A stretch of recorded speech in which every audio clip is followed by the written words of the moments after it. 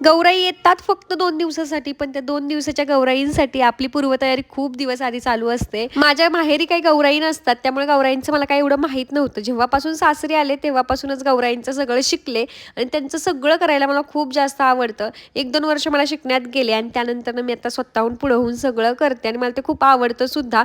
आता एवढं 3-4 वर्षात मी नोटीस केलेलं आहे, की जेव्हा गौराई बसतात किंवा गौराई यायच्या असतात, तेव्हा 2-3 दिवस माझ्या अंगात एवढी ऊर्जा संचारते कुठून मला तेच कळत नाही. कितीही काम करायला ते अजिबात कंटाळा येत नाही.